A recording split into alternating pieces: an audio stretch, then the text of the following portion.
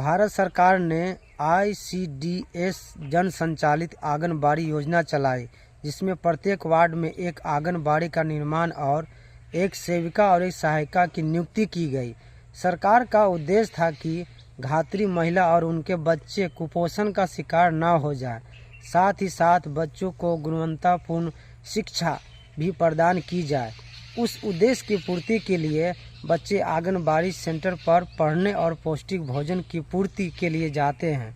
लेकिन दुर्भाग्यपूर्ण बात यह है कि औरंगाबाद जिले के हसपुरा प्रखंड के इटवा पंचायत के इटवा गांव के वार्ड नंबर 2 में आंगनबाड़ी केंद्र तो है, लेकिन बच्चे आंगनबाड़ी केंद्र तक पहुंच ही नहीं पा रहे हैं, जिसके कारण वार्ड की नाली आंगनबाड़ी के प्रांगण में बह रही है, जिससे बच्चों का विकास की जगह बीमार पड़ने का खतरा बना हुआ है। हमने बच्चों के अभिभावकों से बात की, उन्होंने क्या कहा, आइए इस कहानी में जानते हैं। समस्या है कि ये जो इटवा पंचायत है, इसका वार्ड नंबर 2 है, जो महादलित टोला है, और यहाँ पे आप देख रहे हैं आंगनबाड़ी है जो करीब 10-15 वर्षों से बना हुआ है। और आंगनबाड़ी के बगल से एक मेन नाली है जो पूरा गांव का नाली होकर इसी रास्ते से गुजरता है। और जब बरसात का मौसम आता है तो ये नाली ओवरफ्लो होने के कारण इसका पूरा पानी जो है आपको आंगनबाड़ी के प्रांगण में भर जाता है।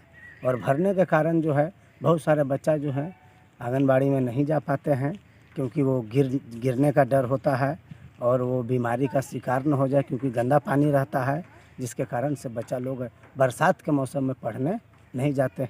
ये जो आंगनबाड़ी है, इसमें कितना बच्चे पढ़ते हैं ज़्यादा? इस आंगनबाड़ी में कम से कम जो है आपको 60-70 बच्चा जो है पढ़ता है, जिसमें से 90% बच्चा जो है दलित टोला से आता है।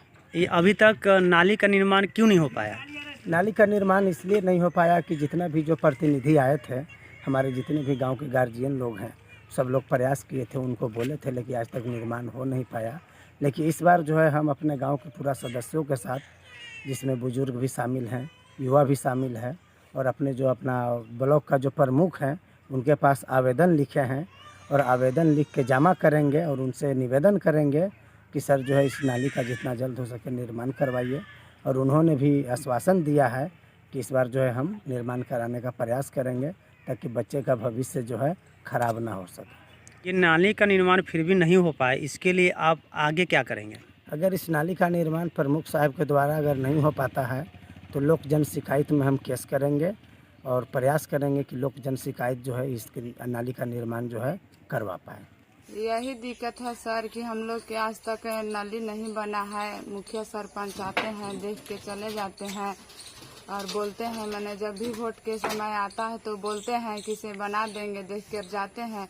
और हम लोग सुबह से उठते हैं तो नली पर नज़र पड़ता है, कीड़ा मकोड़ा घर में तक चल जाता है, वही गंदगी नली में के गंदगी जाता है, बेंग है चाहे कुछ भी है तो सब घर में हेलता है, तो वही लइकन के बाद बीमारी पड़ता है। हम लोग दिखाते दिखाते बाल बच्चा के तो तबाह हुए हैं, और यही चाहते हैं कि हम लोग के नली बढ़िया से बन जाए।